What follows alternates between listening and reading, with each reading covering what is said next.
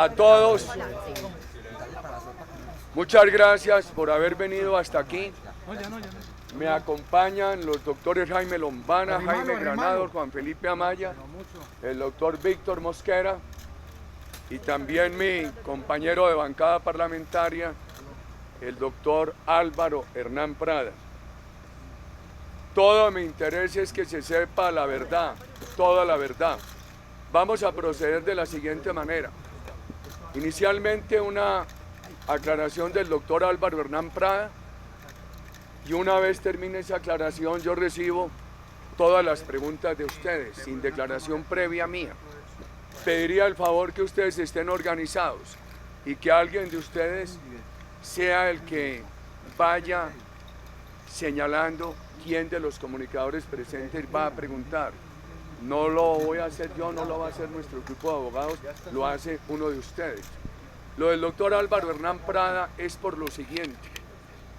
Aquí hay un elemento transversal que son las aproximaciones de Juan Guillermo Monsalve a personas distintas diciéndoles que quería retractarse de acusaciones contra mi hermano Santiago y contra mi persona. Intentaron aproximar varias personas en el Huila, al doctor Macías, a la doctora Paloma Valencia, a un diputado, a otras personas. Finalmente aproximaron al doctor Álvaro Hernán Prada. Le dijeron que Monsalve era un testigo contra mi hermano, contra mí, que quería retractarse. El doctor Álvaro Hernán Prada, en un gesto de solidaridad, me llamó, me contó eso y yo le dije, yo que ya le he dicho a la opinión pública, pues hombre, si dicen la verdad, que la digan. Después él me llamó al tiempo y me dijo, no pasó nada, esto ha sido un engaño. Y lo importante es que la iniciativa no fue del doctor Álvaro Hernán Prada, sino del señor Monsalve o de sus enviados. Le ruego al doctor Prada que los chats que tiene de comunicaciones con el señor Caliche, los más importantes los lea.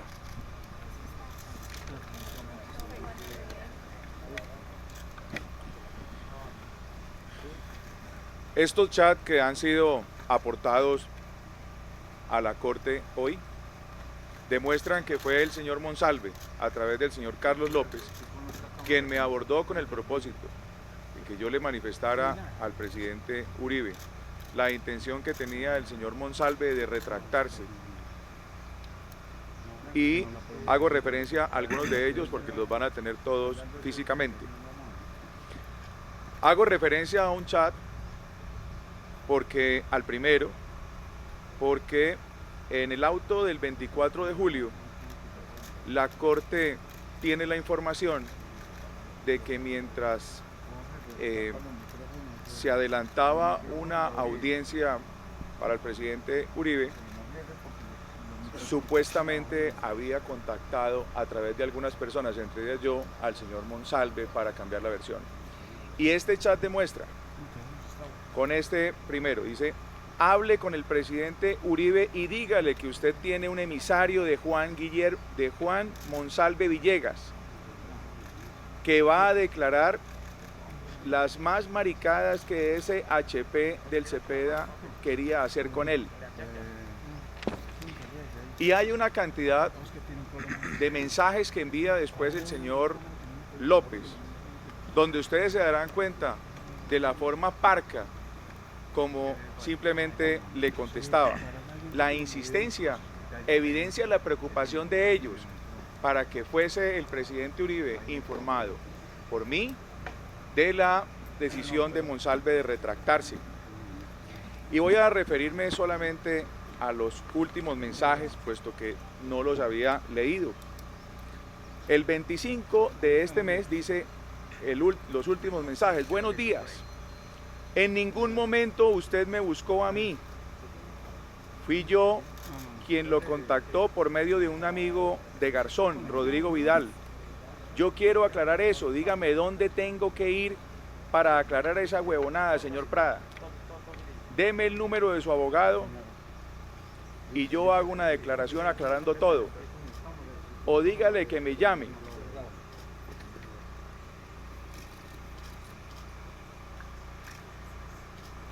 yo la cagué diciendo cosas que no son suyas. Pero lo que sí estoy seguro es que lo que me dijo ese Monsalve, que ese Cepeda lo necesitaba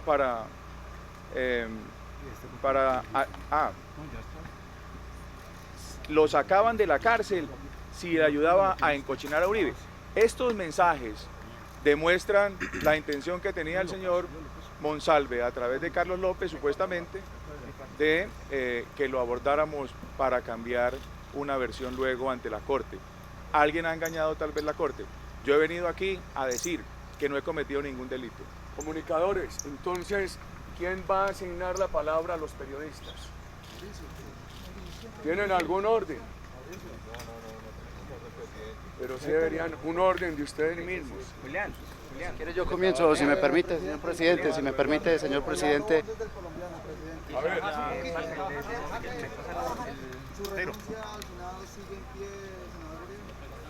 Mire, sobre ese tema quiero decir lo siguiente. Yo soy un hombre de honor. Nunca ha sido mi intención ni ha pasado por mi mente hacer algo para quitarle a la Corte Suprema la competencia para que conozca este caso. Una de las imprecisiones del magistrado en sus comunicaciones con personas ha sido decir que yo con la renuncia me quiero salir de la Corte, que porque me tiene unas pruebas y que estoy sintiendo pasos de animal grande. Eso ha dicho el magistrado que me investiga. Nunca ha pasado eso por mi mente. Y el magistrado agrega que en el año 2014 yo intenté no posesionarme en el Senado para evitar que mis casos los conociera la Corte. Falso de toda falsedad. Los doctores Jaime Granados y Jaime Lomana ambos me advirtieron, me dijeron, si usted se posesiona, todo se va para la Corte. Nunca yo tuve dudas de posesionarme. Pero aclaro además lo siguiente, he tenido desde los años 2007, 2008, la convicción por la jurisprudencia de la Corte, que cuando el hecho se imputa a un parlamentario, así ese parlamentario renuncia a la corporación, el conocimiento del hecho continúa a cargo de la Corte.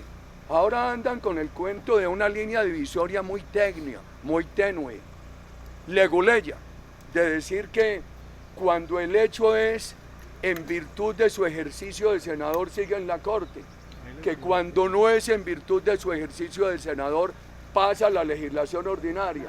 Por favor, que eso es una leguleyada, eso es muy difícil de distinguir. Yo siempre he pensado que debe estar vigente aquello que se dijo en el 2007-2008, que así el congresista renuncie, eso sigue de conocimiento de la Corte.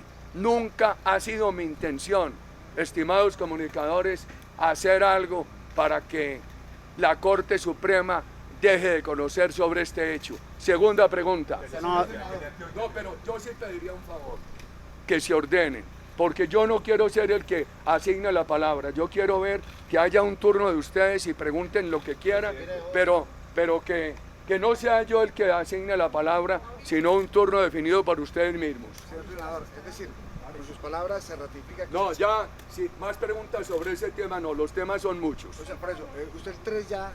Sobre ese tema no más palabras. Esta semana seguiré examinando el tema desde lo jurídico. Senador, el fin de semana se conocieron... Por favor. Mauricio, te ruego adjudicar la palabra. Bueno, se ha hablado de una reunión del presidente de la República con magistrados, con otras personas. ¿Ustedes tienen prueba de la misma? No, mire, le quiero decir lo siguiente. Yo no tengo manera de corroborar eso, pero lo que dicen de Santos, uno tampoco lo puede negar. Miente tanto que a uno ya no tiene manera de decir, eso es mentira, no calumnien al pobre presidente Santos. Es tan mentiroso el presidente Santos que uno ya no tiene manera de negarse a creer algunas cosas. Senador, ¿qué papel va a jugar a partir de este momento el Tuzo Sierra? Y si alguno de los abogados quiere mencionar a este respecto. y se dice... No, ya pregunta, para poder ser yo preciso, queridos amigos, porque no quiero eludir ningún tema de ustedes. Aquí ha habido una constante. Las pruebas que yo he buscado generalmente no han tenido origen en mi persona, sino en informaciones de terceros. El diputado a la Asamblea de Antioquia, Roque Arizmendi, llegó un día a mi casa y me dijo que él tiene allegados comunes con el Tuzo Sierra, que Juan Carlos Sierra, conocido como el Tuzo, está en Estados Unidos libre, yo lo había extraditado, que salió de la cárcel, que tiene un acuerdo con los Estados Unidos y que ha comentado que cuando él estaba en la cárcel iban a ofrecerle beneficios, a presionarlo para que me acusara. También he sabido que le llevaban cartas para que firmara en contra mía. También he sabido que un periodista muy importante fue a ofrecerle un dinero para que me acusara en nombre del exfiscal Montealegre. Cuando el doctor Roque Arizmendi me dijo que había unos comentarios del Tuzo, inmediatamente yo llamé al doctor Jaime Granados y enviamos una carta que aquí está, que ayer mostré, donde se le pide a la Corte que por esa información que yo he recibido se le reciba una declaración a Juan Carlos Sierra. Aquí está esta carta que envió el doctor Granados en mi nombre a la Corte Suprema. Hasta el día de hoy no sé yo que la Corte le haya recibido esa declaración a Juan Carlos Sierra. También le dije a Roque Arizmendi que a través de los allegados que habían recibido esos informes de Juan Carlos Sierra, que por favor me hiciera llegar Juan Carlos Sierra un video, una declaración. Y también le pedí al abogado Diego Cadena, a raíz de todo esto, que hablara con el Tuzo Sierra y que buscara que el Tuzo Sierra hiciera una declaración en el sentido de lo que me había comentado el doctor Roque Arizmendi. El doctor Diego Cadena no está hoy aquí porque se encuentra adelantando unas diligencias. Ese es el tema de Juan Carlos Sierra. Carlos Carmona, de la FM. Gracias, expresidente. En vivo para la FM, luego de estas denuncias que usted ha hecho sobre un presunto complot entre el Servicio de Inteligencia de Gran Bretaña y el presidente Santos, ¿qué acciones pretende tomar en medio de toda esta defensa también? No, querido amigo, lo de la participación de los británicos en el tema de interceptaciones para mí no es relevante. Lo relevante es lo mentiroso del presidente Santos, porque él en ocasiones lo que ha hecho es agradecer la participación de los británicos y ahora ha dicho que no participan. Para mí es irrelevante, para mí no tiene importancia que las grabaciones sean criollas o británicas. Para mí lo importante es que se conozca toda la verdad y para mí lo importante es que cuando los colombianos oyen esas grabaciones encuentran que ni mis abogados ni mi persona hemos cometido un solo delito. Lo que yo he hecho es ejercer mi legítimo derecho a desmontar falsos testigos. Blue Radio. Senador Uribe, para Blue Radio le pregunto, depende de lo que, pues sin importar lo que pase esta semana, usted dice que seguirá firme en la intención de realizar la Corte. No, yo sobre ese tema ninguna respuesta te he dado. Simplemente te repito una respuesta distinguida periodista de Blue Radio. Nunca ha pasado por mi mente tomar una decisión para que la Corte Suprema se sustraiga del conocimiento de este hecho y en respuesta anterior que le di a uno de tus colegas expliqué. Daniel Rivera de Semana. Senador, usted en su primer comunicado dijo que no había autorizado sobornos o prebendas. ¿Está seguro que el abogado Cadena no lo hizo? Usted ha escuchado las interceptaciones al abogado Cadena. Y en esas interceptaciones se revela que él no ofreció prebendas ni beneficios. Se revela que el mandato que yo le di fue obtener esas pruebas con apego total a la verdad y a la ley. También una de esas interpretaciones dice que el señor Monsalve pidió seguridad y ayuda jurídica. Pues ayuda jurídica la tiene que dar cualquiera. Cuando me preguntó a mí el doctor Cadena por la seguridad, dígale que la pida a la Corte y públicamente, que es el organismo competente. Mire, es que por ahí veo un senador que hace y deshace, que va y ofrece dinero y le paga dinero a la familia de Juan Guillermo Monsalve. Y la Corte dice que no, que eso es una acción humanitaria. Y él dice que él tiene derecho a todo eso, que tiene derecho a hacer 21 visitas a la Corte, al mismo recluso que porque él es defensor de derechos humanos. Defensores de derechos humanos somos todos. Y los que juramos en la corporación del Congreso cumplir la Constitución y las leyes como congresistas, tenemos que defender los derechos humanos. Entonces aquí no hay ni oferta de privilegios, aquí no hay presiones, aquí lo que hay es mi legítimo derecho a defender mi honra, a mi designio de vida, de desmontar infamias, querido amigo. Ahora es muy importante, esto que le estoy diciendo no lo digo yo, lo dicen las interceptaciones. W Radio. ¿Por qué no mete ya el micrófono está muy lejos? Regular el audio precisamente que se le entrega a la grabación por parte de la Corte de RTBC. Mire, la verdad es que ahí hay una cosa extraña. Para mí muestra que hay un ánimo no exactamente jurídico. Para mí lo importante es lo que dicen los audios. Si me parece preocupante esto, que la Corte lo envía a RTBC y que haya esta carta del director de RTBC diciendo que a él nunca le llegó y que se lo entreguen a una señora, por aquí la tengo anotada, ya le voy a decir, una señora que se llama Elena Duplat, Tatiana Duplat, declarada enemiga mía. Eso es lo que sí me parece grave, queridos amigos. Esa señora Duplat, en el año de 2014, ¿qué fue lo que dijo esa señora, Víctor, de mí?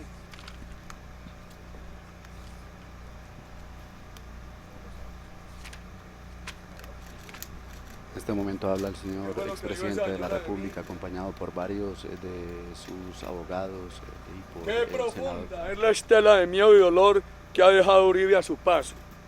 Dijo esta señora Tatiana Duplat en 2014 contra mi persona, funcionaria pública, y es la que recibe en RTBC los audios para procesarlos.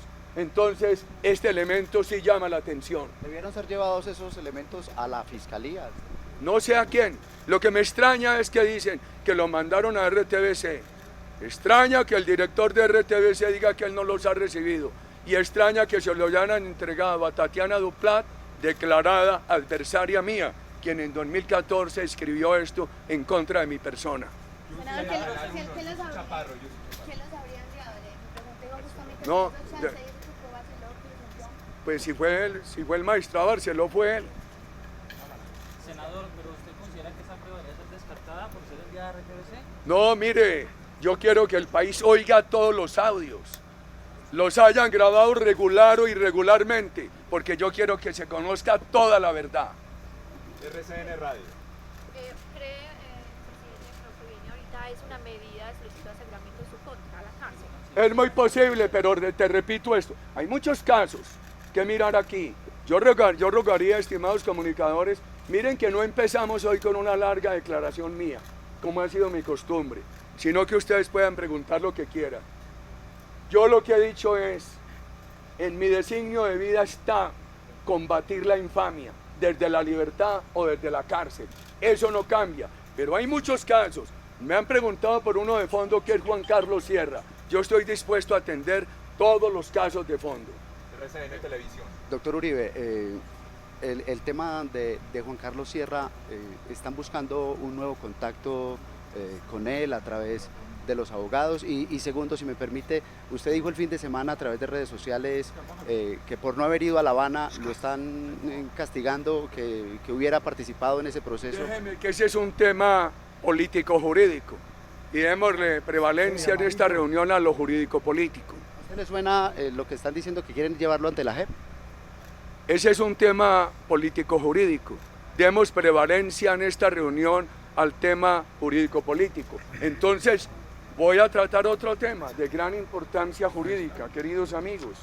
Voy a tratar el tema de la exfiscal, Hilda Janet Niño Farfán. Ahí también se repite la misma historia. Yo no sabía de la exfiscal, no sabía que quería dar esa declaración. Fue un tercero quien me orientó.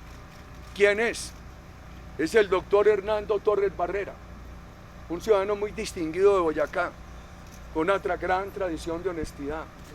Él me abordó y me dijo, él fue representante a la Cámara anteriormente, me dijo, expresidente, mi familia conoce a la familia de la exfiscal tal.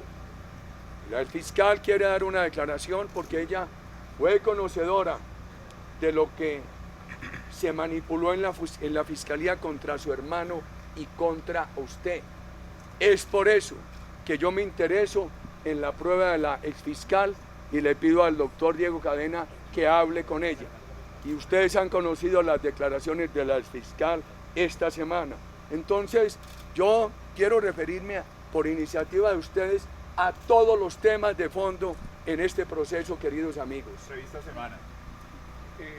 Senador, entonces es por esto que aparece en la interceptación que Diego Cadena informa, dice que usted ya sabía de la intervención que la exfiscal iba a dar ante la fiscalía.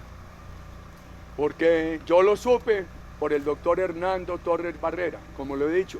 Más aún, en las interceptaciones al doctor Diego Cadena y a mí, aparece que yo le digo a él que me lo ha comentado el doctor Hernando Torres Barrera, que ya tiene una declaración para dar en esa dirección.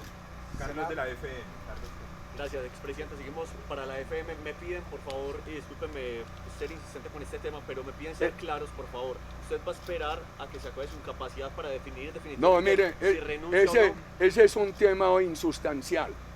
Aquí lo sustancial, lo relevante, queridos amigos, es que por mi mente nunca ha pasado tomar una decisión para sustraer a la Corte, del conocimiento de estos hechos. Yo quisiera ir a temas sustanciales. Yo quisiera ir a temas sustanciales. Por ejemplo, uno de ustedes me preguntaba hace pocos días, ¿por qué apareció Diego Cadena en este proceso? ¿A ustedes les interesa ese tema? ¿Por qué apareció Diego Cadena en este proceso? Les voy a decir lo siguiente. Finales de 2016, acudí yo a una audiencia sobre el caso del doctor Arias a Estados Unidos. ¿Por qué?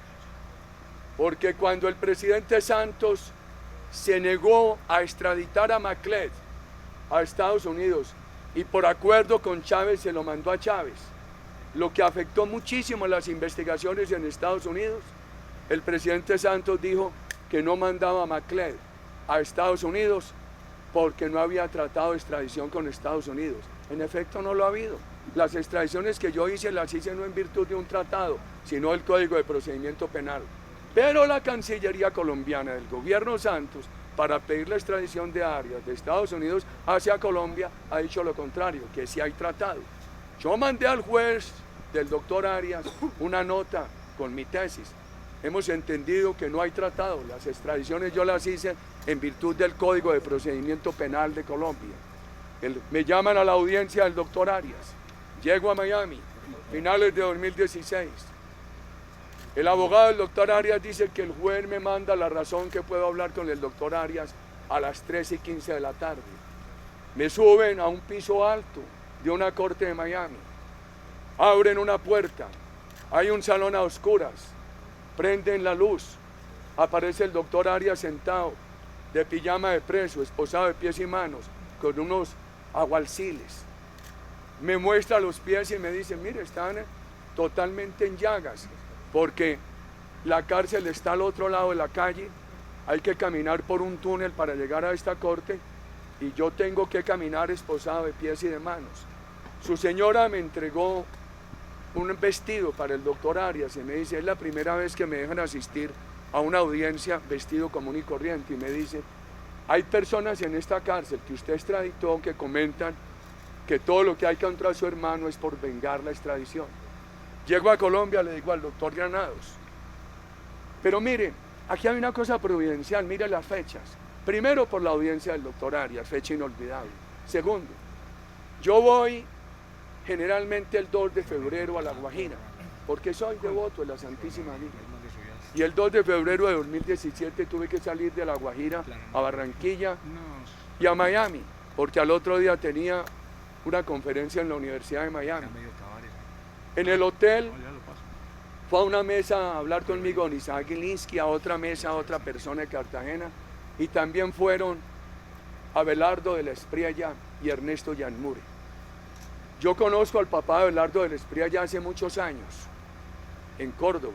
Me parecía un político y un abogado honorable, por eso lo nombré notario. Y a esa familia me tiene un cariño. Y le dije a Abelardo de la Espriella: hombre Abelardo, usted que ejerce el derecho, ¿por qué no pregunta si estos comentarios son verdad? A los días me llamó y me dijo: son verdad. Estaba yo en ese mismo mes de febrero operado de la próstata en una convalecencia aquí en mi casa, recibiendo personas aquí en este lugar. Me llaman y me dicen que me necesito urgentemente un abogado. Llegó el doctor Diego Cadena, se me presentó en febrero, principios de en esa incapacidad mía de 2017 por la operación.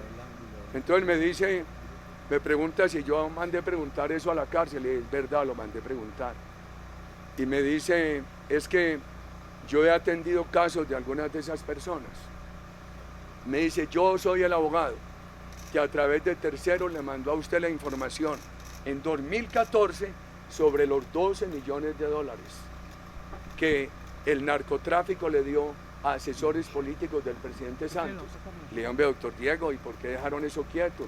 Me dijo, porque a mi apoderado, el Comba, no quiso seguir, que porque el momento político era muy difícil. Y me dijo que allá querían declarar sobre ese caso, sobre el asesinato de Álvaro Gómez Hurtado y sobre lo de mi hermano. Le pedí una cita a la fiscalía y lo mandaron a hablar con el fiscal de mi hermano. Y todo lo que dijo el fiscal de mi hermano fue, pero vienen a declarar contra Santiago Uribe. Ahí se ve ese sesgo de ese fiscal de mi hermano. Doctor Cadena no sé qué contestó, me llamó a mí, le dije, no, aquí no hay más camino, tráigame las declaraciones. Le pedí una cita al fiscal, fechas providenciales. ¿Sabe qué día me la dio? El día que estalló el escándalo del cartel de la toga. Le llevé al fiscal las declaraciones donde ellos manifiestan la intención de declararle a la fiscalía sobre esos temas. El fiscal suspende un momento la reunión conmigo porque está en el tema del cartel de la toga, lo llaman de la corte, etc. Cuando termina mi reunión con el fiscal, que la hice en presencia del senador Honorio Enríquez, están los periodistas en la puerta de la fiscalía y yo les informo. Le dije al senador Enríquez, hombre, aquí esta noticia no va a tener importancia, porque esta noticia la tapa el escándalo del cartel de la toga. Pasan meses, me cita la fiscalía en el caso de Álvaro Gómez, me recibe la vicefiscal, habla conmigo y me deja con la fiscal del caso de Álvaro Gómez. Llevé a Diego Cadena. Todo esto se lo relaté detalladamente a la fiscal del caso de Álvaro Gómez. Por eso aparece el doctor Diego Cadena en este proceso. Pero además me informé en el Consejo de la Judicatura que el doctor Diego Cadena no ha tenido una sola investigación, no ha tenido una sola sanción, no ha tenido nada que manche su hoja de vida como abogado, y también me informé que trabaja con autoridades internacionales. Ese es un caso bien importante. ¿Por qué se los digo a ustedes? Porque yo lo había relatado en detalle a la Fiscalía en el caso de Álvaro Gómez y es la primera vez que se lo digo abiertamente a la opinión pública. Senador, usted en la última semana ha tenido intervenciones en redes sociales denunciando lo que para ustedes y su grupo de abogados son irregularidades. De esa última intervención en redes sociales a esta hora, ¿ha encontrado nuevas para ustedes irregularidades en este proceso? Lo de RTBC, que para mí, yo no objeto de lo de RTBC por los audios, que publiquen todo, es lo que queremos. Lo que me preocupa es que la Corte diga que le remitió eso a RTBC, que no lo conozca el director de RTBC y que se lo hayan mandado a esa señora Tatiana Duplat, declarada enemiga mía, en las redes sociales, como lo hemos conocido. Mire, sobre el magistrado yo quiero decir lo siguiente. La verdad es que las discusiones sobre temas jurídicos que yo tuve con la Corte siendo presidente nunca se leyeron como discusiones jurídicas, sino como un enfrentamiento personal. Quiero ser muy cuidadoso. la objeción que yo tenga frente a la conducta de un magistrado, no quiero que se convierta en un enfrentamiento mío con la Corte, que no es mi intención. Con todo el respeto a la institución de la Corte, a las personas de los magistrados, quiero decir esto. Es muy extraño que el magistrado le hubiera dejado saber a Semana que me iba a indagatoriar a mí. Es muy extraño que el magistrado le hubiera dejado saber al director de otro medio de comunicación que me iba a indagatoriar. Es muy extraño que el magistrado le hubiera dejado saber a una mujer muy importante de la justicia colombiana que me iba a encarcelar. Es muy extraño que el magistrado hubiera llamado a panelistas de Hora 20 y les hubiera mandado chats diciendo que me tenía agarrado, que tenía un acervo probatorio contra mí, que yo quería salirme del Senado porque la Corte me tenía con pasos de animal grande. Es muy extraño que el magistrado les hubiera dicho que yo quise no posesionarme en el Senado en el año 2014 para eludir la Corte, cuando, como le consta a los doctores Jaime Granados y Jaime Lombana, yo lo que hice fue reiterar mi decisión de posesionarme en el Senado como lo hice en 2014. Todo eso es muy extraño del magistrado. La Corte, en su sabiduría, verá cómo dispone. Y el magistrado, porque el magistrado dice que lleva casi 40 años de operador judicial. Entonces él debe tener todo el acervo ético y moral para considerar qué debe hacer ante estas graves irregularidades en el proceso. Señor presidente, Señores, vamos con Semana y se prepara W y qué. Senador, otra vez sobre el tema de Cadena, que como bien dice usted es un abogado que vino a visitarlo y que tiene unos clientes no muy santos. ¿Por qué no decidió continuar ese proceso con Lombana y Granados, que han sido unos abogados que han estado con usted siempre? Ellos tienen poder mío todos. El doctor Cadena ha estado en la recolección de pruebas pedidas por mí y sobre las cuales he tenido información de terceros. Es bien importante eso. Si quiere he podido recoger esas pruebas, queridos amigos, y se ha hecho con toda la transparencia. W, por favor. Pero hay una cosa. Los enemigos de uno pueden acudir a cualquier abogado. Los medios de comunicación de uno pueden acudir a cualquier abogado. Y ahora van a censurarme que acuda a un abogado que me ayuda a recoger las pruebas, que no tenía una sola investigación en el Consejo de la Judicatura, que trabaja con autoridades internacionales, que ha procedido con toda la transparencia como lo muestran los audios. Preocupémonos por otros temas de abogados.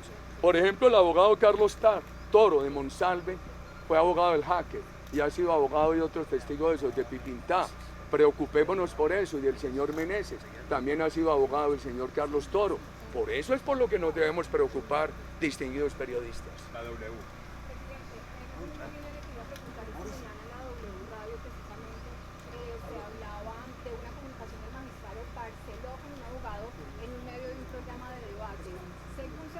Barceló señaló precisamente a este abogado detalles, o le reveló detalles. ¿Usted reconoce de casos, sabe de qué abogado se habla específicamente? Hay una declaración juramentada de la persona que conoció eso. Y es muy importante que ustedes los periodistas lo investiguen y que ojalá el mismo magistrado lo reconozca. Porque en Colombia uno se expone a lo siguiente. Uno dice, se lo dijo a fulano, y como aquí en los políticos no hay respeto por la Corte sino miedo, ese fulano va y niega. Entonces dejemos que hagan la investigación periodística y la investigación los abogados.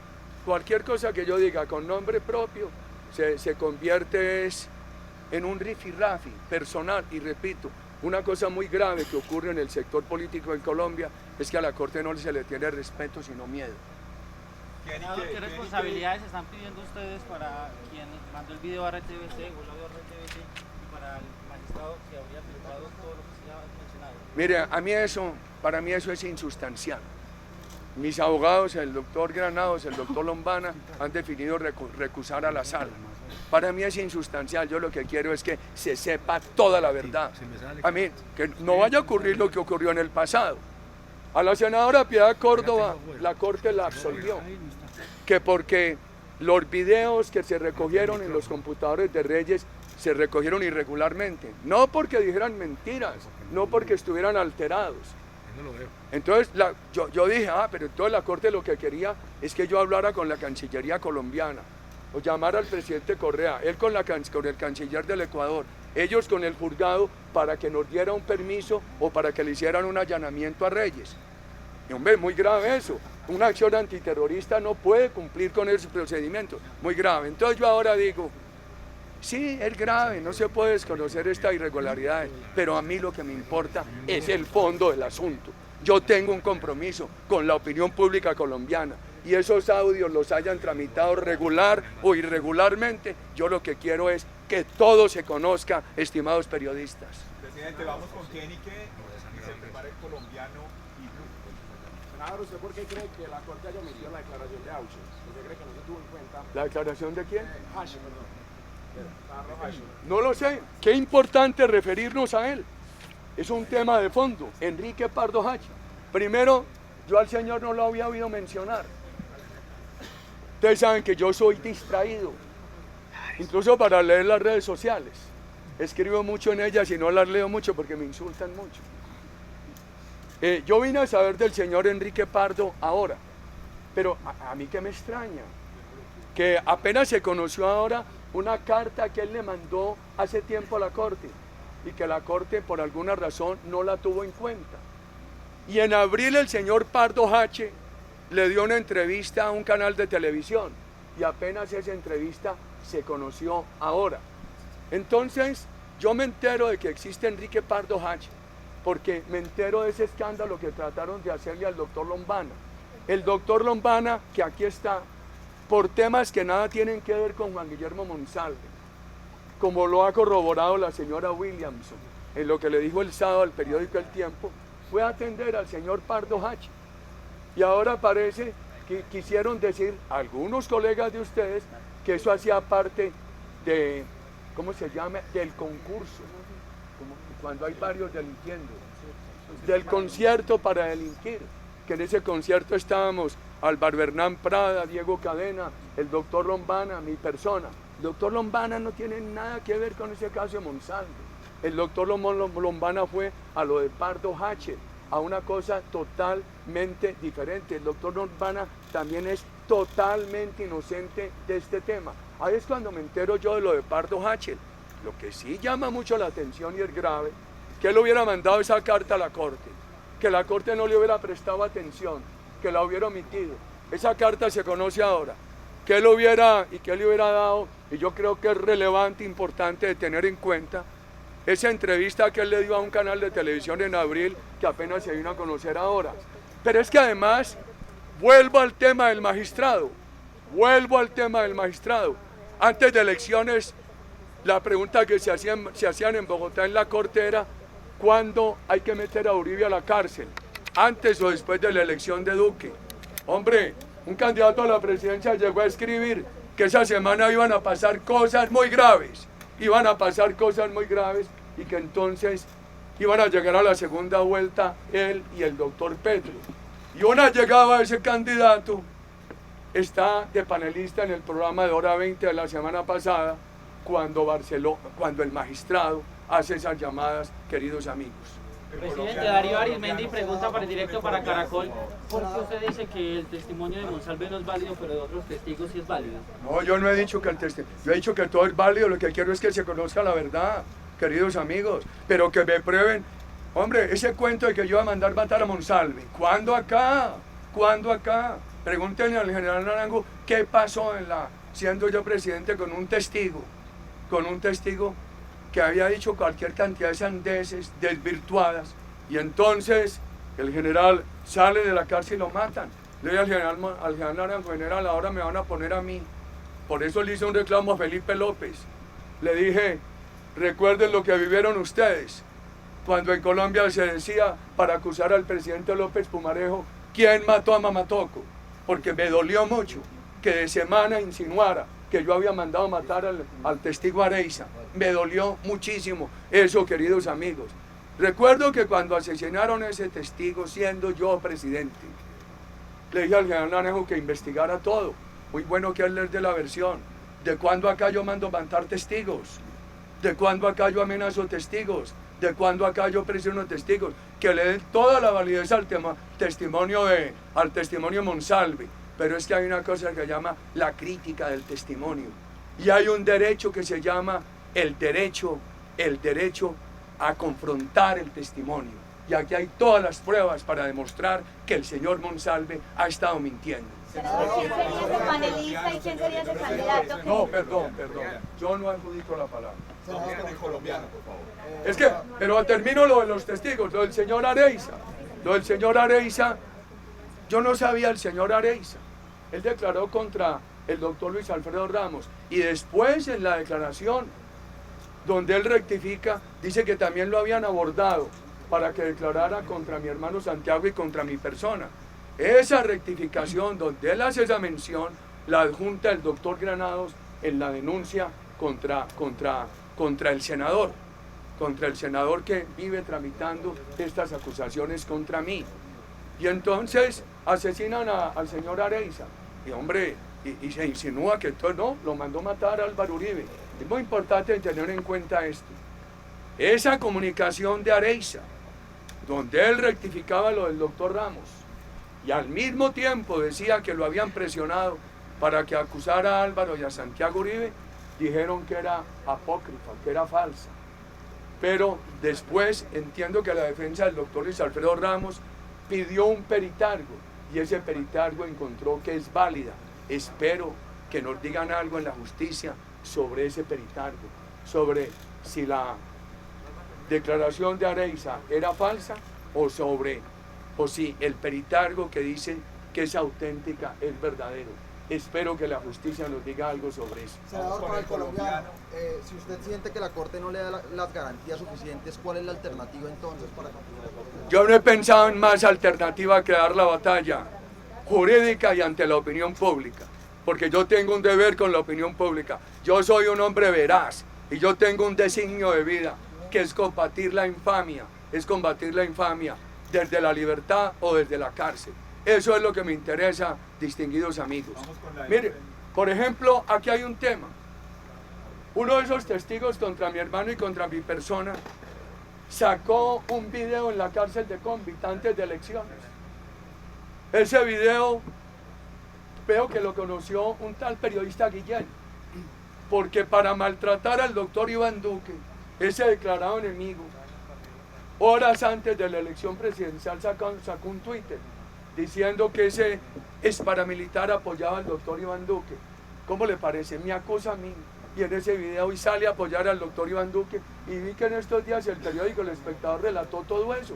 A raíz de que eso apareció en lo de Guillén, de que apareció en El Espectador, he pedido yo que ese video se allegue totalmente a la Corte y también al juez que está conociendo el tema de mi hermano. La FM, Blue y Teleantioquia. Expresidente, personalmente percibo que está siendo un poco evasivo con la pregunta concreta si sí o no va a renunciar. Ese no es el tema, querido amigo. No me diga evasivo, que yo he sido muy respetuoso con ustedes. No me diga evasivo, que he sido muy respetuoso. Ese no es el tema. Aquí hay unos temas de fondo. Yo creo que le he contestado, no señor, le he contestado suficientemente eso. No hay una decisión no hay una decisión que él vaya a tomar que pretenda eludir la competencia de la Corte en el conocimiento del tema. Eso es suficiente. Yo soy un hombre de honor. Pero mantiene en firme. Yo soy un hombre de honor. No me insistan más en esa pregunta. Preocúpate por los temas de fondo, estimado periodista. Vamos con Blue, Teleantioquia y RCN Televisión.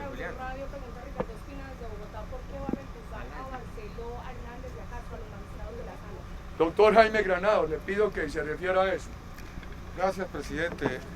Esta mañana a las 8 en punto, la penal de la Corte Suprema de Justicia, un escrito de 47 páginas en donde se argumentan las razones por las cuales la defensa del señor expresidente Álvaro Uribe Vélez recusa a la sala de instrucción número 2, conformada por 3 magistrados, por varias razones, en esencia 3.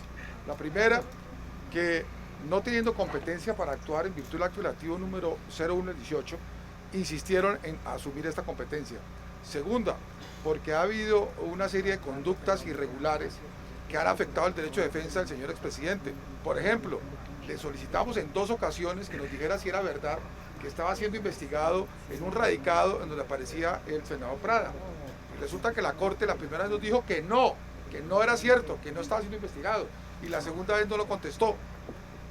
Y resulta que hoy sabemos que eso es mentira, que todo lo hizo fue a espaldas del señor expresidente.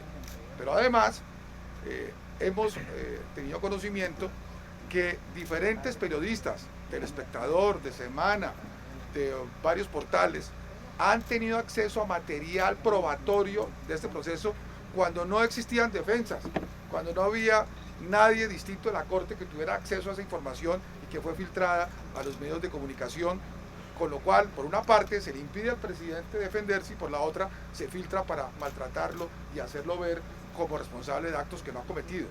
Y por último, porque conforme a lo que establece la jurisprudencia internacional y también colombiana de derechos humanos, los jueces no solo deben ser imparciales, sino también tienen que dar garantías de imparcialidad, tienen que parecer imparciales.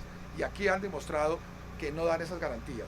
Y por esas razones, hecha la consulta con el señor presidente, que ustedes saben que él nunca rehúye los debates, pero por razones estrictamente jurídicas hemos tenido que recusar esta mañana a primera hora y por supuesto esperaremos la decisión que tome la Corte sobre esa petición. Yo agrego lo siguiente sobre el tema. El magistrado ha venido actuando a través de la investigadora Sandra Yepes, que es una persona totalmente sesgada en mi contra. Trabajó con Iván Velázquez, e Iván Velázquez es adversario mío desde la universidad. Eso es un tema muy importante. Segundo, lo que ha denunciado la prensa, un medio de comunicación, la presión del magistrado a Juan Carlos Sierra. Tercero, lo que el magistrado le anticipó a la dirección de Semana, que me iba a indagatoriar. Lo que le dijo a otro medio de comunicación muy importante de Bogotá, que me iba a indagatoriar. Las llamadas y el chat las llamadas que hizo a panelistas de Hora 20 y el chat que mandó a uno de ellos, las filtraciones. Y lo que el magistrado le dijo a una mujer muy importante de la política colombiana, de que me iba a llevar a la cárcel. Por favor, es que no habría necesidad de recusarlo, se deberían declarar impedidos. Una cosa de esas en otro país lleva a un magistrado a renunciar a la Corte.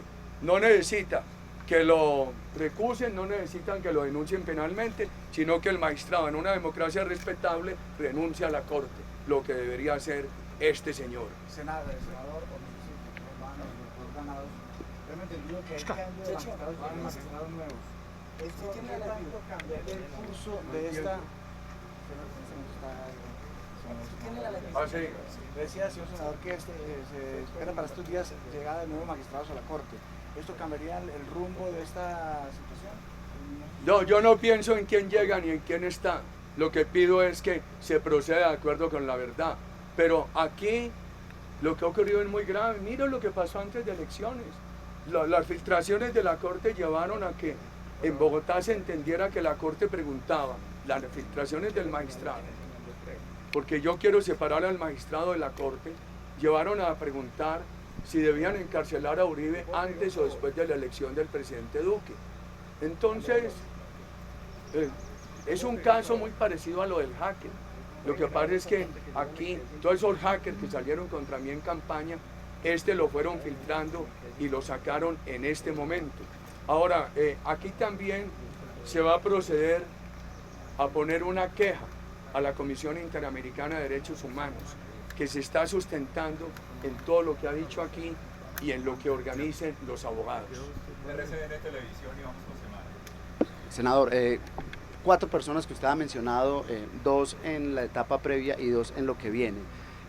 ¿Qué papel han jugado en este entramado, entre comillas lo digo, el vicepresidente general Naranjo y en lo que viene ahora? ¿Cómo ve que de la parte que cita la Corte estén Iván Velázquez y Piedad Córdoba, entre otras personas abiertamente adversarias? Iván Velázquez ha sido declarado enemigo mío desde la universidad y el magistrado Barcelosia, el magistrado, se apoya en esa íntima amiga de Iván Velázquez, que es Sandra Yepes. ¿Cómo le parece? ¿Qué garantías va a haber? Sobre el general Naranjo, ninguna palabra. El problema es que antes a uno le decían una atrocidad de Santos y uno decía, eso es mentiras, eso no puede ser. Ahora, cualquier atrocidad que a uno le cuentan de Santos, uno por lo menos le da el beneficio de asimilarla. Es tan mentiroso que ha hecho que uno cambie la actitud de defenderlo por la actitud de tender a aceptar que todo lo que dicen de él es verdad. Sobre Iván Cepeda, No me ponga a hablar de ese señor. Senador, ¿cuándo van a interponer esta acción de la Corte contra la Rápidamente, hay que llevarla a la queja. La revista Semana. Senador, usted ha dicho que ha hecho hincapié en el tema de las infiltraciones, en cómo eso es una cosa irregular, pero no se ha pronunciado sobre lo que dicen las filtraciones, sobre que se estaba armando un plan para que un testigo se retractara. Y Daniel Coronel dice en la última columna de este domingo que no solo hay un audio sobre eso, sino que también hay un audio sobre cómo se orquestó el plan. Que lo saquen todos los audios, porque lo que han demostrado los audios hasta ahora y los chats de Álvaro Hernán Prada es que es el señor Monsalve quien directamente o a través de otras personas nos aproxima. ¿Por qué le pedí yo a Diego Cadena que fuera a hablar con Monsalve? Porque la señora Vicky Jaramillo, y ella lo ha confirmado esta semana a los medios, me dice lo siguiente: el testigo Monsalve quiere retractarse. Y le dije yo, pues, habla con los abogados. Ella habló con el doctor Cadena y por eso él va allá. Pero los audios, lo que estoy diciendo yo es, perdón, periodista, ustedes me entendieron mal. Yo digo, para mí es irrelevante que los audios los hayan recogido regular o irregularmente. Para mí lo relevante es lo que está en los audios. Y al escuchar usted los audios, verá que yo nunca le di instrucciones a Cadena de presionar testigos, nunca le di instrucciones de ofrecer privilegios. Cadena siempre le repetía, es lo que se oye en los audios, es lo que se oye en los audios. La instrucción que tengo es de pedir que se diga la verdad, toda la verdad. Como cuando el doctor Álvaro Hernán Prada me contó eso, que ya lo repetió, le dije, pues ojalá digan la verdad. Otra pregunta para finalizar. Quiero, con la venia del señor presidente, tengo la audiencia de Santiago Uribe y debo retirarme por ello, pero quería decirles lo siguiente. Ustedes vieron que la Corte, en su apertura de la investigación, menciona el caso de la ex fiscal Hilda Niño. ¿Por qué es importante el testimonio de Hilda Niño?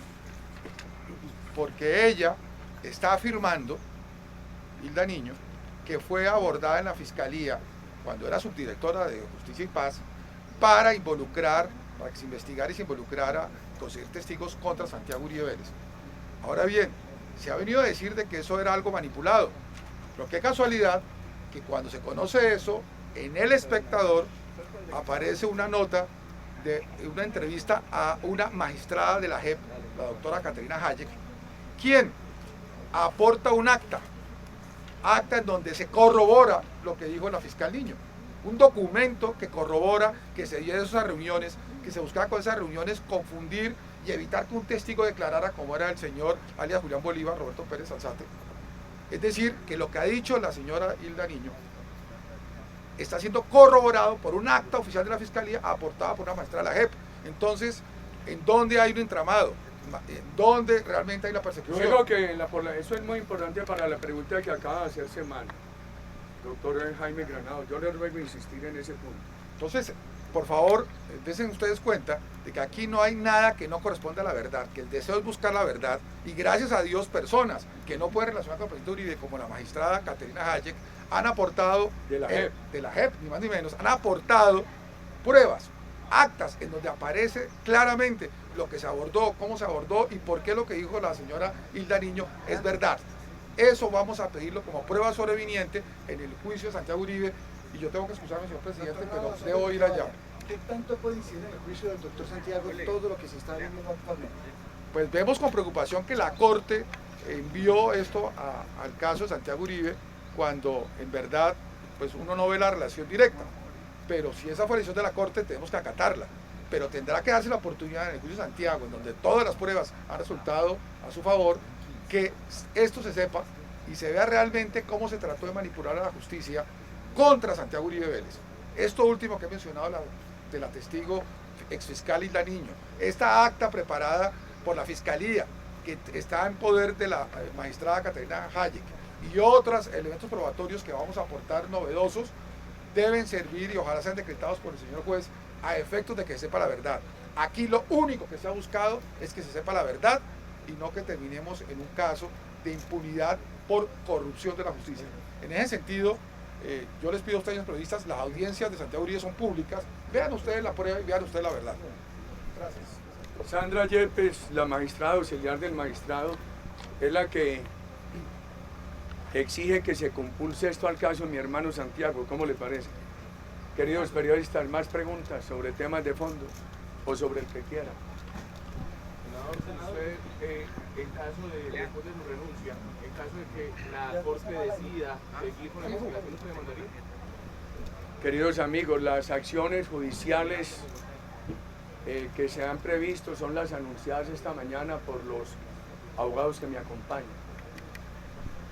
Presidente, ante una eventual salida del Congreso, digamos, ¿qué papel le pediría al presidente Iván Duque que juegue para liderar, digamos, toda esta bancada del Centro Democrático allí en el Congreso? Mire, primero hay que separar al presidente Iván Duque, que es una ilusión de Colombia, de este tema. Segundo, en campaña se le trató de hacer daño.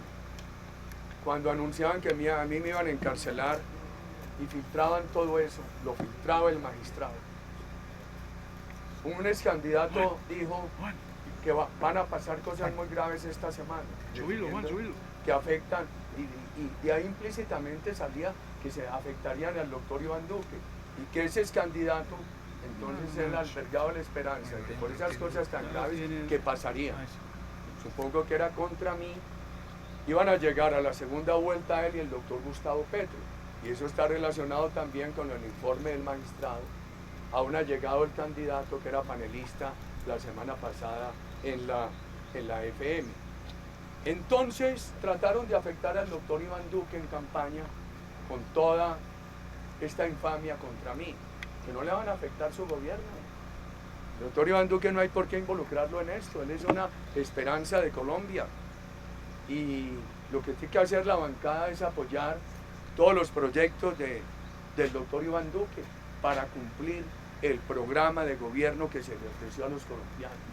Aquí hay un compromiso, un programa de gobierno ofrecido a los colombianos en el cual tiene que hacer un gran esfuerzo la campaña para que aquello que se requiera en decisiones del Congreso de la República, el Congreso de la República lo apruebe.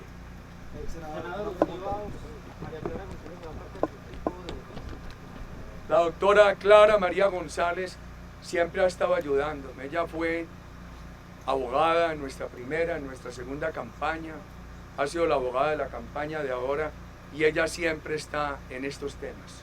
Senador, quiero preguntarle por el doctor Luis Alfredo Ramos, un proceso que lleva más de 4 años. ¿Teme que se repita lo mismo en este proceso?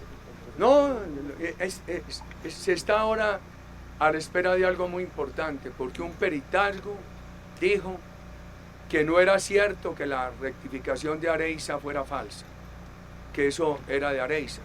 Entonces está pendiente ahora de que ese peritazgo sea confirmado o desmentido. Usted, lo único que le repito es que yo por el doctor Luis Alfredo Ramos lo único que tengo es aprecio. He conocido su larga vida política, que ha sido la vida de un demócrata honorable. Senador, ¿usted cree que este proceso se va a prolongar en el tiempo? ¿Cómo le pasó con el doctor Isabel? A mí me gustaría que reciban todas esas pruebas ya, que lo hagan ya, que tomen decisiones rápidas, que dejen de mantener esto en vilo, que lo dejen de estar calculando políticamente. Ojalá ya se conozca toda la verdad. No tengo ningún interés en dilatar.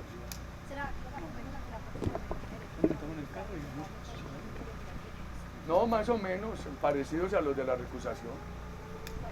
No, los acaban de decir. Por respeto a tus colegas, no me van a repetir. Expresidente, ¿continúa usted todos estos días en el país o buscará de pronto también alguna, digamos, ayuda, protección, alguna estrategia también, digamos, en ese sentido que se podría dar? Usted me conoce a mí eludiendo las responsabilidades en el país. Esa pregunta me la hacen los que no me conocen o los adversarios políticos, los que tienen apartamentos en el extranjero, etc. Como la pregunta de los abogados.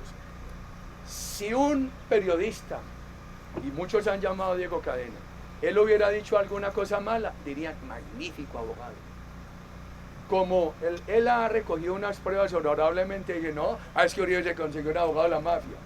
Hay que Diego Cadena le hubiera dado a un periodista una información mala contra Miriam. Magnífico Diego Cadena. Tú no puedes tener sesgos, amigos. Que me conoce a mí sabe que nunca eludió la justicia. Senador, ¿usted ha pedido a su equipo de abogados que lleguen nuevos testigos a esta investigación? Pues hombre, ¿cuánto hace que los vengo pidiendo? ¿Cuánto hace que pedí que se... Por ejemplo, el caso de Hamilton, que ha faltado tratar aquí. Es bien importante. Yo estaba en campaña, este caso de Hamilton es bien importante. Yo estaba en campaña en San Francisco, Cundinamarca. Fui por campaña. Termino la manifestación y se me acerca un señor fornido, alto, moreno. Y me dice, ay, yo los conozco a su familia en Medellín. Yo soy reinsertado. A mí me presionaron para que declarara contra usted y contra su hermano. Dije, móntese a este vehículo. Estaba yo con Juan Manuel Daza. En el vehículo estaba el conductor y estaba el coronel Rodríguez, quien es el coordinador de mi seguridad. Y él me dijo, fulano, peranos, me aproximaron a presionarme para que declarara contra usted. ¿Qué le dije yo al señor Hamilton? Dígale eso a la corte. ¿Qué hice yo? El mismo lunes, por intermedio del doctor Jaime Granados, se le mandó una comunicación a la Corte Suprema. Le pedí también al abogado Cadena que hablara con el señor Hamilton para que se llevara a efecto esa declaración. No sé si el señor Hamilton ha hablado o no con la Corte. Y he tomado una decisión. ¿Qué tiene, por ejemplo, pregunto, ¿qué tiene eso de ilegal? ¿Qué tiene eso de ilegal? Entonces, según algún magistrado, yo no tengo derecho a desmontar falsos testimonios porque eso es manipulación de testigos. No, señores. Una cosa es la manipulación de testigos y otra cosa es ejercer el derecho a combatir la infamia, a desmontar falsos testimonios. Y yo a ese derecho no renunciaré desde la libertad o desde la cárcel, lo repito. Y entonces, he tomado una decisión ahora. Le he pedido a los abogados y esta mañana por teléfono se lo dije al doctor Diego Cadena, porque ya han llamado a otras personas a decir que quieren declarar. Que toda declaración que vaya a recibir alguien en mi nombre le sea comunicada a la Procuraduría General. La Procuraduría debe tener entre hoy y mañana una información, porque a mí me llegan muchas personas a decir que quieren declarar. Recuerden ustedes que cuando yo fui a la Corte a presentar el recurso contra la compulsa por manipulación de testigos, que le dieron un inhibitorio al senador y a mí me hicieron una compulsa, dije públicamente, le pido a los colombianos que conozcan de falsos testigos contra mi familia, contra mi persona, que me lo informen. Eso lo he pedido yo públicamente, sin ningún misterio, nada he hecho clandestino, lo repito hoy. Es un derecho democrático fundamental, lo repito hoy. Los colombianos que conozcan de testigos que se están manipulando en contra de mi familia, de mi persona, les ruego decirlo. Y he tomado la decisión que cuando conozca una información de esta naturaleza, como una que conocí ayer y otra que conocí esta mañana, le voy a pedir al abogado que vaya a recibir esa prueba, que le informe primero a la Procuraduría. No, esperemos que esté informada la Procuraduría y la informaré oportunamente. ¿Por qué he tomado esa decisión? Me parece que es una precaución porque como un magistrado me quita a mí el derecho de buscar desmontar testigos y hizo que eso es manipulación de testigos y el fraude procesal, entonces me voy a proteger más. Antes de recoger una prueba de esas, se le va a comunicar a la Procuraduría. Doctor Uribe, todo esto parte de la finca Guacharacas y el principal testigo para la época de los supuestos hechos denunciados tenía menos de 10 años. ¿Cómo interpreta usted? Le cuento lo siguiente. Yo le entregué la finca San Cipriano el 7 de junio de 1900, ¿qué día me casé yo? 1979, yo me casé en el 79. Le entregué, yo estaba en esto de la tierra desde niño. Yo recuerdo que mi papá me decía en una finca, hombre, yo le voy a dar a usted a librar la mitad de esta finca, váyala pagando. Y tenía con él la finca San Cipriano, que era una empresa panelera muy grande, la mejor de Antioquia. Yo no podía con un sindicato que estaba presionado y con la FARC allí metida. Les entregué esa finca, le dije, muy fácil, señores, yo les entrego esta empresa. Se avaló la empresa en 20 millones y las prestaciones de ellos en 6. Me uní encima, no necesita, ahí les queda la empresa. Mi padre me llamó y me dijo, hombre, ¿cómo va a hacer eso? Se va a desprender de ese patrimonio. Y dije, papá, yo no sigo trabajando aquí, votando mi juventud con estos sindicatos de la FARC de por medio. Una ONG de izquierda sacó en Europa que yo había mandado a asesinar a los trabajadores para incumplir el negocio. Eso he tenido que vivir durante todos estos años. Yo creo que si entre el 80 y el 83 fui una vez a Guacharaca, no recuerdo. Les aseguro que del 83, que mataron a mi papá en adelante, nunca fui. Y eso está legado. Ahí hay unas declaraciones de Juan Guillermo Monsalve, a las cuales se ha referido el doctor Jaime Granado. Yo no he querido referirme esta mañana, porque a eso me había referido ampliamente y está en la rueda de prensa que di en las escalinatas de la Corte el día de la compulsa, a los testigos que yo tuve y en cuyos testimonios soporté la acusación al senador, que la Corte le dio inhibitorio increíble.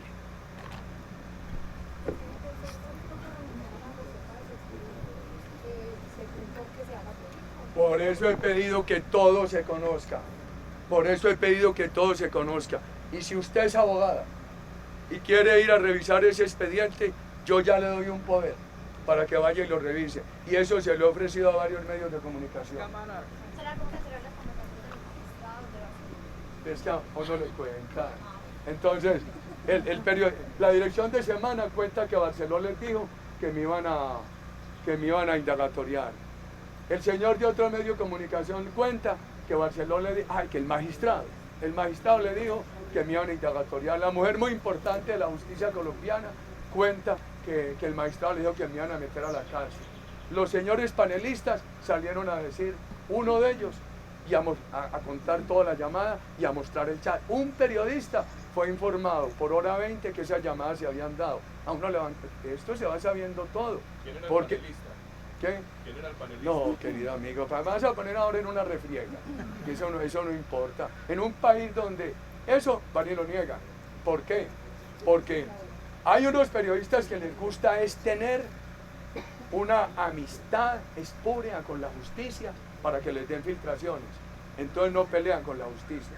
Y en el sector político lo que prevalece no es respeto a la justicia, sino miedo a la Corte. Entonces por miedo a la Corte lo niegan todo. Pero hay una declaración juramentada que se le entregó a un periodista y que pidió reserva sobre todo lo que ocurrió la semana pasada. Senador, según todas estas acusaciones que han hecho en su contra, se supone que qué papel habría jugado usted informándole a algunos amigos en la creación del país, según las acusaciones. Ay, por favor, ¿me vas a poner a hablar de eso? Eso está todo, ¿cómo te parece? ¿Cómo te parece? Yo creo que todo eso se ha venido respondiendo. Ya que te acabo de dar una respuesta, yo por ejemplo, desde el año 80 al 83, no recuerdo visitas mías a Guacharacas, ni al NUSC. Por ejemplo, desde que mataron a mi padre, el 14 de junio del 83, yo nunca volví allá. Hombre, ya que me toca el tema Guacharacas, le voy a decir eso. La FARC asesina a mi padre, 14 de junio del 83. Llego yo a la gobernación de Antioquia. El ELN quema la finca, una casa bellísima, antigua, de esas estaciones del ferrocarril por donde transitó Tomás Carrasquillo. Amenazan a los trabajadores que se tienen que ir. Uno de ellos insiste en quedarse porque quería mucho a mi padre. Lo asesinan. Nosotros no tenemos más camino, mi hermano Santiago, que vender la finca. Mal vender. La vendió por nada, por nada. En estos días me decía alguien, hombre, esto es un perjuicio económico muy grande a sus hermanos. Era el patrimonio de la familia. Creo que una compañía minera compró esa finca por toda la plata del mundo para tenerla de reserva. Hay que ver cómo la tuvo que vender mi familia. ¿Cómo le parece? Uno de los testimonios dice que yo bajaba allá a organizar criminales. Yo, el gobernador de Antioquia. Que ordenábamos ejecutar a fulano y a pelano. ¿Cómo le parece? Pero a ver, ahí hay otras cosas. Por ejemplo, todo lo que hubo. Aquí en Antioquia alguien se quejaba que porque los soldados no alcanzaban sino para cuidar las fincas del gobernador. Entonces salen a decir que eran paramilitares. ¿Cómo le parece? Entonces, ¿qué más voy a decir yo de eso? He estado enfrentando, eso le habían declarado un inhibitorio. Simplemente por las manipulaciones del senador, levantaron ese inhibitorio y lo mandaron a la Corte.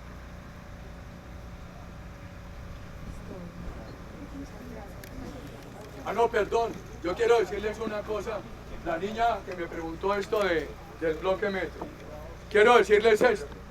Uno de esos testigos dice que yo fui a inaugurar una cooperativa en San José del Luz en 2001.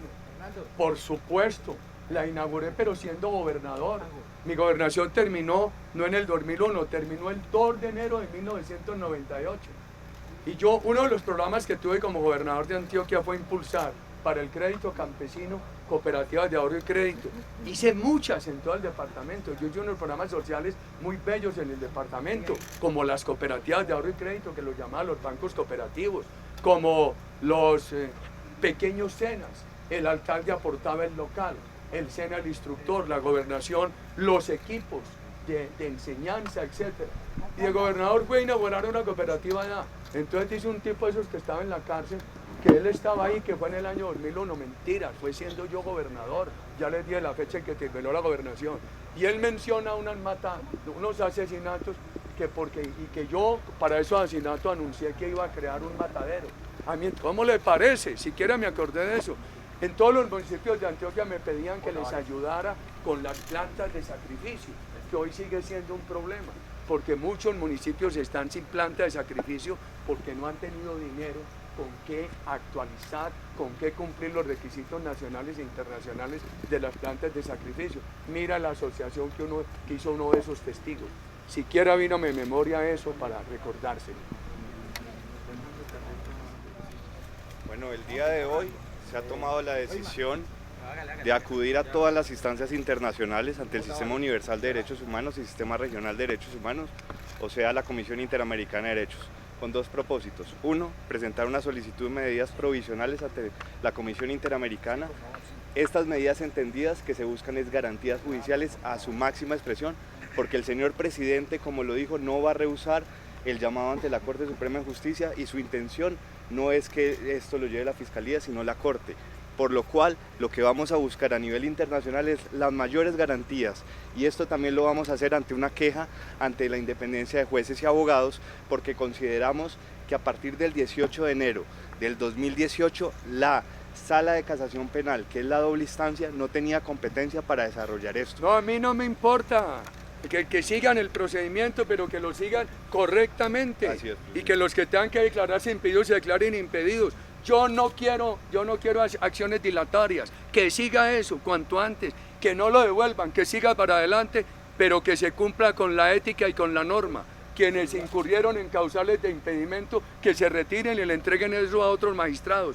Yo le pediría al distinguido equipo de abogados que nada que dilate. Yo lo que quiero es que la verdad se conozca y rápidamente. Doctor Lombana, su declaración, por favor. Yo quiero resaltar la participación de RTBC.